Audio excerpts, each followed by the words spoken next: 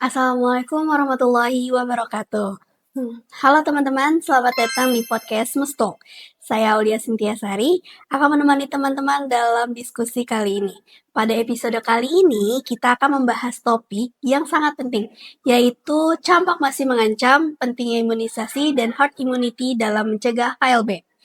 Meskipun sering dianggap sebagai penyakit yang biasa terjadi pada anak-anak, namun ternyata campak masih menjadi ancaman kesehatan masyarakat yang karena penyebarannya yang sangat cepat dan dapat menyebabkan kejadian luar biasa atau KLB.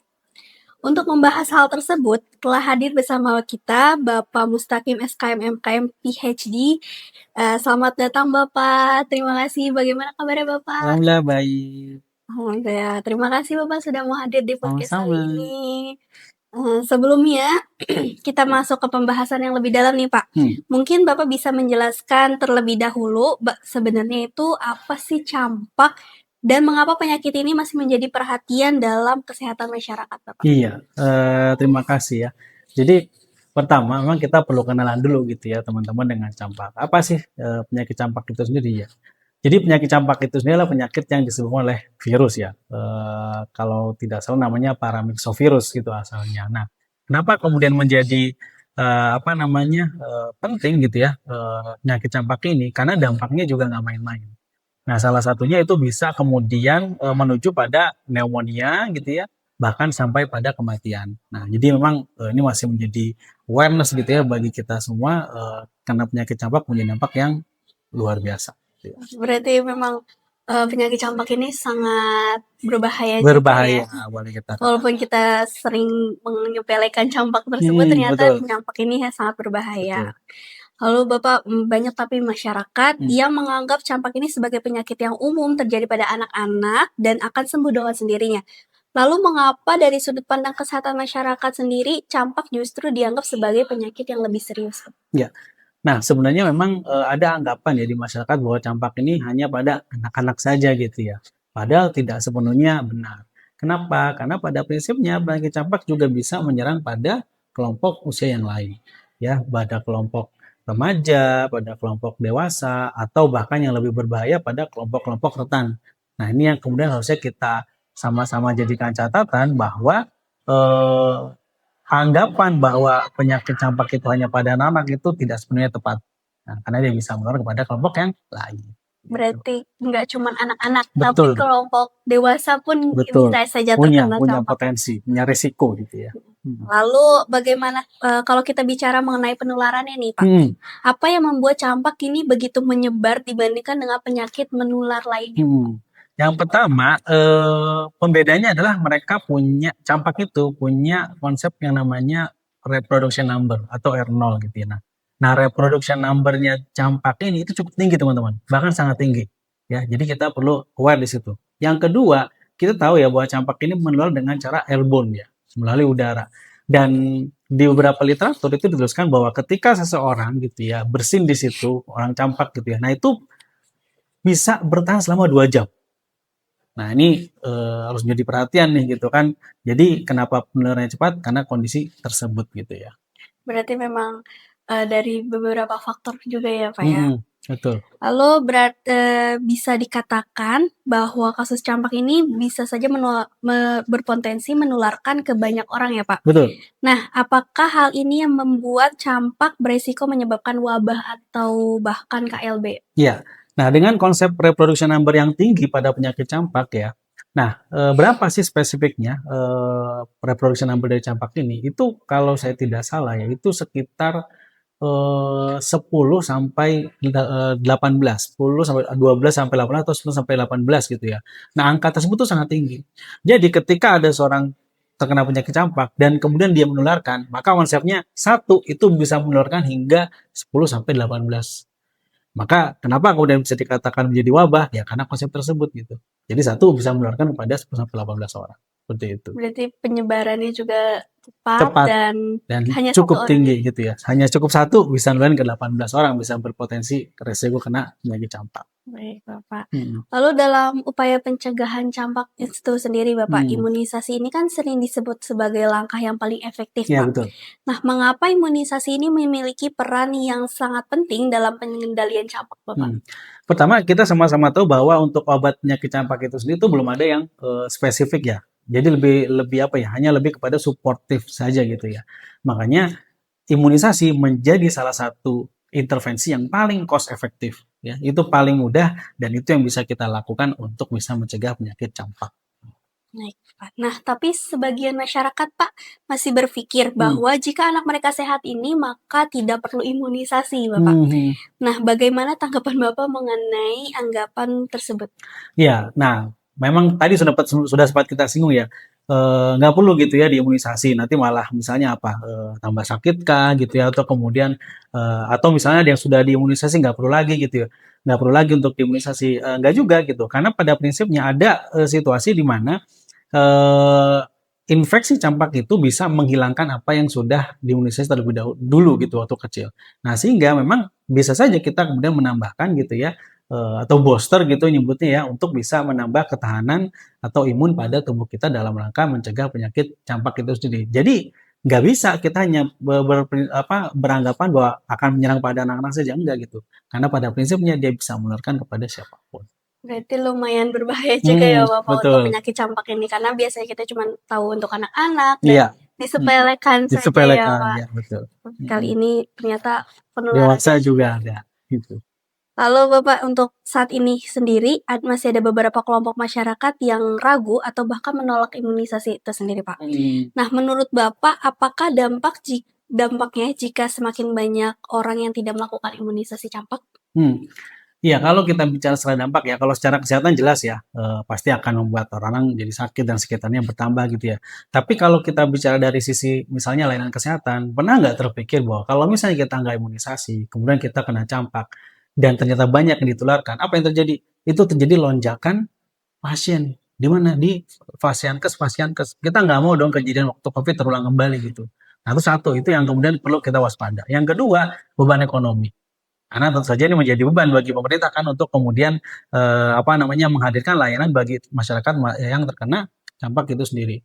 Yang ketiga, potensi produktivitas di masa depan yang tentu saja hilang. Kita tahu ya kalau sakit pasti produktivitas hilang. Tapi di masa depan itu bisa tetap melekat. Kenapa? Karena jadinya orangnya punya historis yang sakit-sakitan, kemudian nanti pada saat dewasa malah kemudian tidak jadi produktif.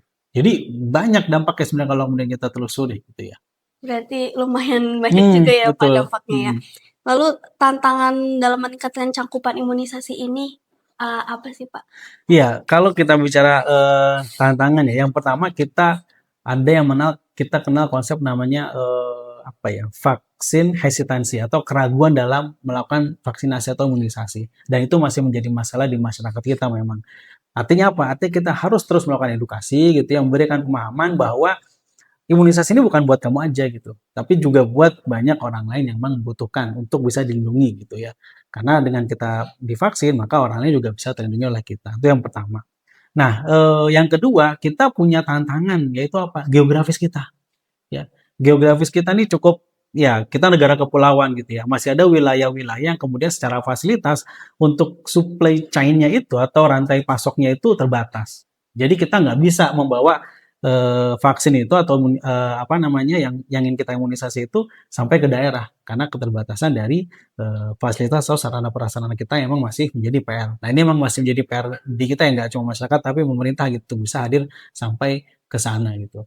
Nah, yang terakhir ada juga kondisi di mana orang-orang yang menyebutnya, ada kondisi imun gitu, di mana kalau orang divaksin malah kemudian malah berbalik gitu atau menjadi berbahaya gitu. Nah, sehingga 3 faktor ini menurut saya menjadi salah satu hal gitu, menjadi alasan kenapa kemudian kita masih sulit gitu ya untuk meningkatkan, imunisasi dalam konteks, mencegah penyakit campak itu sendiri.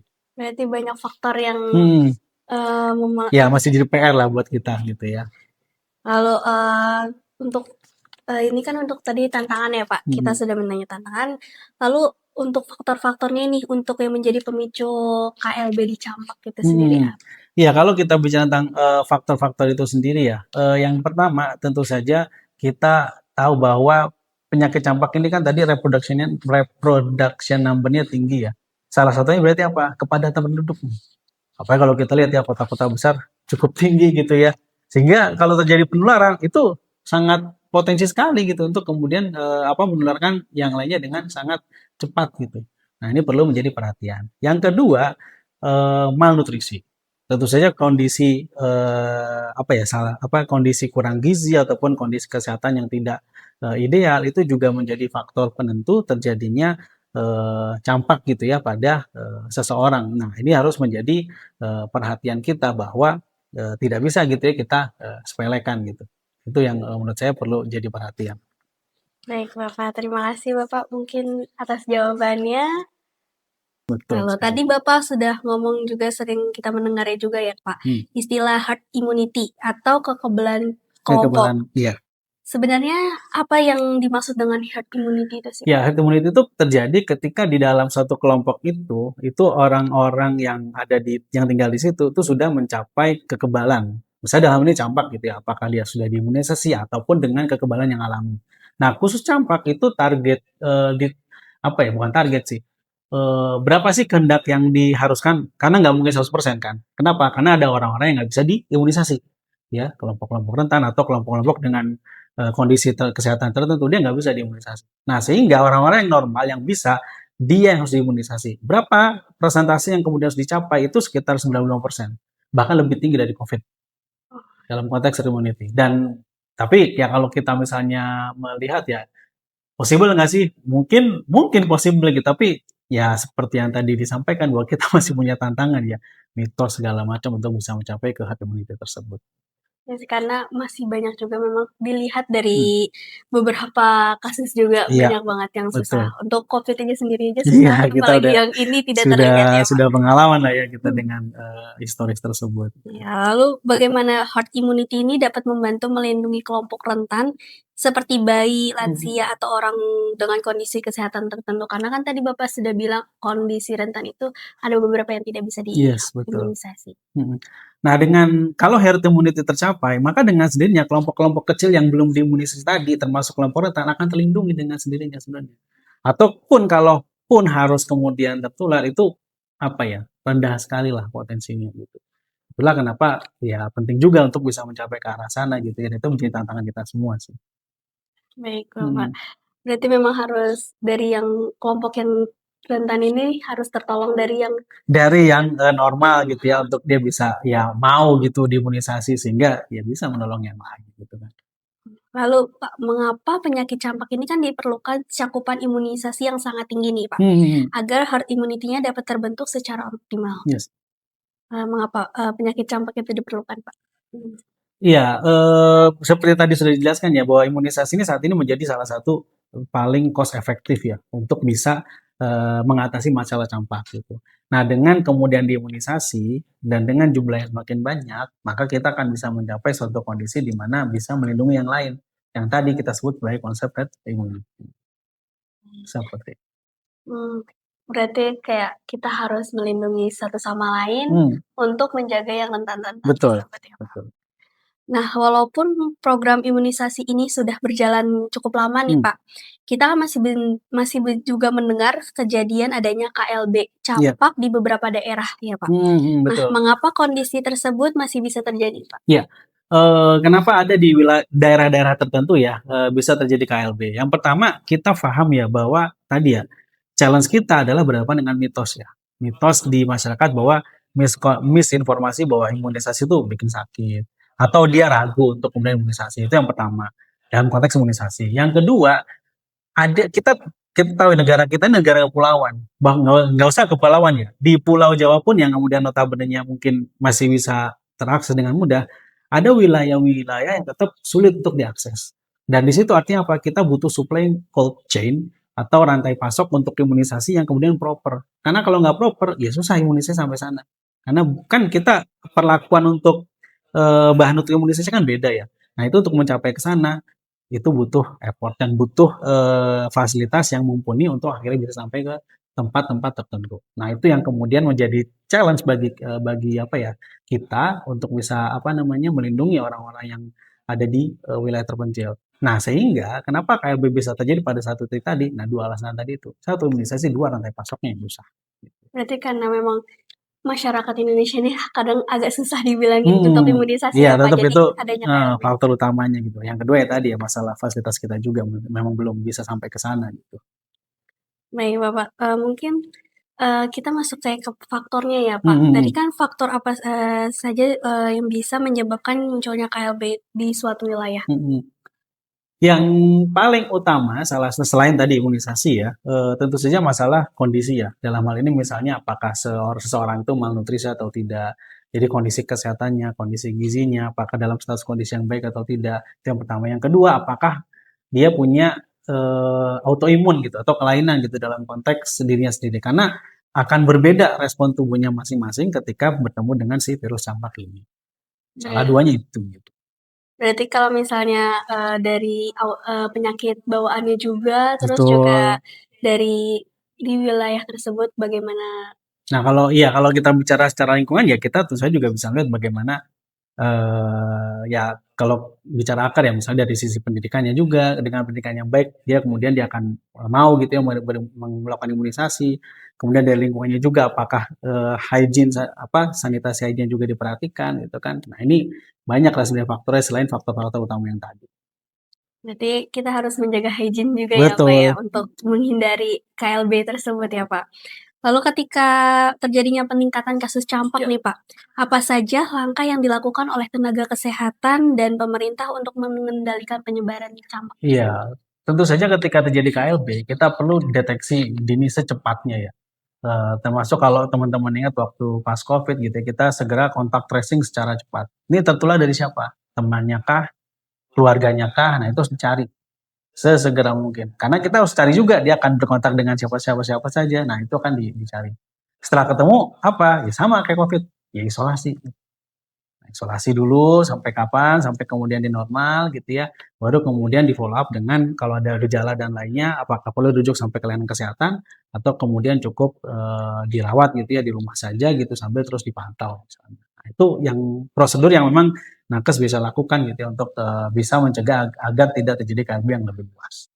Berarti memang harus dari akarnya terlebih dahulu ya Pak, Cari baru dulu bisa nih siapa yang nyebarin pertama gitu. Nah, kemudian nanti kita kontak tracing gitu kan, untuk bisa kita apa namanya, follow up gitu siapa-siapa saja yang ketemu, kemudian kita isolasi. dan dari penjelasan Bapak tadi ini, kita dapat memahami bahwa campak ini bukan hanya masalah kesehatan individu saja ya Pak, tetapi juga masalah kesehatan masyarakat yang memerlukan kerjasama semua pihak untuk mencegah penyebarannya Pak. Sebelum kita akhiri podcast ini, mungkin ada pesan yang ingin Bapak sampaikan ke masyarakat terkait pentingnya imunisasi dan pencegahan campak. Iya, teman-teman, kita tahu ya campak ini seolah-olah kita nggak pernah bisa hilang gitu di negara kita. Kenapa? Karena, kita masih punya banyak, isu gitu di masyarakat kita. Nah, salah satunya kita bisa untuk terus meningkatkan kesadaran kita untuk apa? Untuk imunisasi. Dan imunisasi ini nggak terbatas hanya pada anak saja ya, dan itu bisa dilakukan juga pada orang dewasa. Nah, kalau sudah dengan diri sendiri, siapa lagi yang mesti kita ajak? Adalah keluarga-keluarga terdekat kita. Sehingga apa? Sehingga banyak yang semakin terlindungi dan makin banyak juga masyarakat yang bisa terhindar dari penyakit campak. Baik, Bapak. Terima kasih banyak atas waktu dan penjelasannya, Sama-sama. Bapak, yang sangat bermanfaat pada podcast Mmm, kali ini. Dan terima kasih juga kepada teman-teman yang sudah mendengarkan. Semoga diskusi kali ini dapat menambahkan pemahaman kita tentang pentingnya imunisasi, herd immunity, dan pencegahan campak agar tidak terjadinya KLB di masyarakat. Saya Aulia Sintiasari pamit undur diri, sampai jumpa di podcast selanjutnya. Wassalamualaikum warahmatullahi wabarakatuh.